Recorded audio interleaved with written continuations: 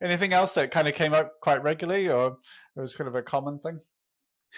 I would say unsafe situations. So unsafe situations, you've got a nice, I used to say to people, have you got a copy of your unsafe situations book here? All right. That tells you what gas safes say is an unsafe situation, whether it's immediately dangerous or at risk. So that would be one of the things engineers are told to bring with them. Now, I never used to keep a copy on me. I've got it downloaded on my phone. And I know I can always get the newest copy by downloading the PDF. It's there. You can get straight on there and download it. Perfect.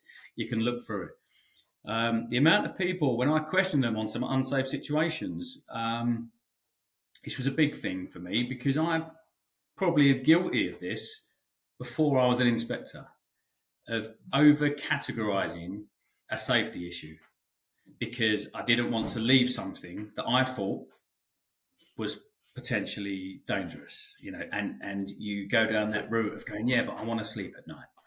I want to sleep at night. So a lot of people. So I used to say. So one of the first things I'd say to people when it came to unsafe situations was, I said, before you answer any questions on unsafe situations, I said, I'm going to give you some scenarios. You need to tell me if it's ID or if it's at risk.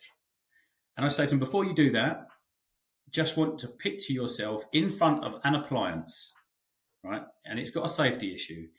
If it's going to kill you now, standing in front of it with it running, it's got to be ID.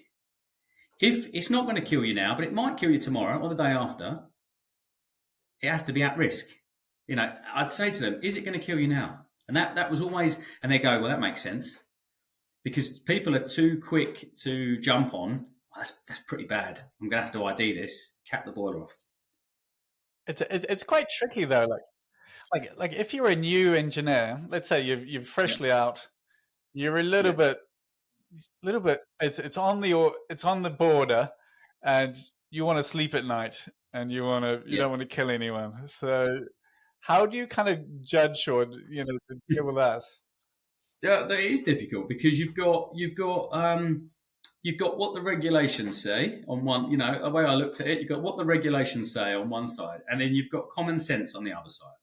Most engineers are going to go with common sense. I don't really want them to use that. I don't really want them to use that appliance. So there used to be, the way they used to do it, there used to be your warning labels, your stickers that went on the appliance used to say at risk or immediately dangerous. Do not use, do not use. All right. But that gave you sort of one sticker's really bad, one sticker's could be bad. So now there's just one sticker. The simple way of doing things, one sticker, danger, do not use. Okay, so I would say to people, well, if you're really worried about that appliance, talk to the customer.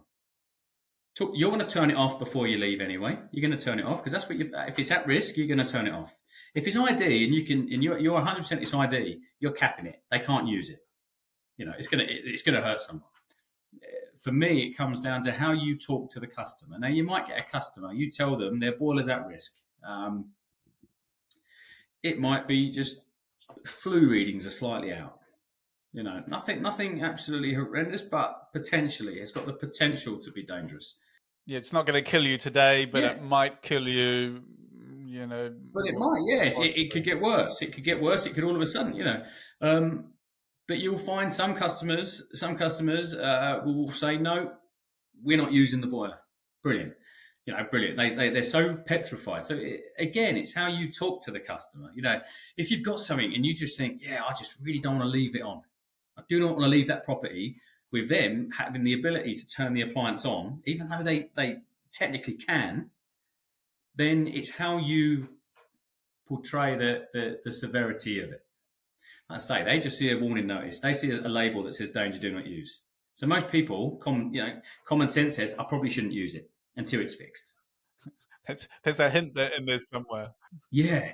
I'll just say to engineers when they say, yeah, but I wouldn't want to leave that on. Oh, I know you wouldn't want to leave it on, but technically you can't start capping it off unless you've got permission to do so. You might have permission by the customer to cap it off, in which case, yeah, that's fine.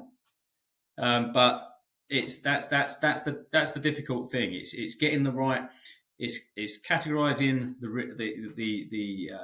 danger, the seriousness. It's categorizing it correctly, But what you do after is, the way you talk to the customer might mean that they don't turn the boiler back on, and that sort of thing. That's how I used to explain it to people. Is the best way to deal with that.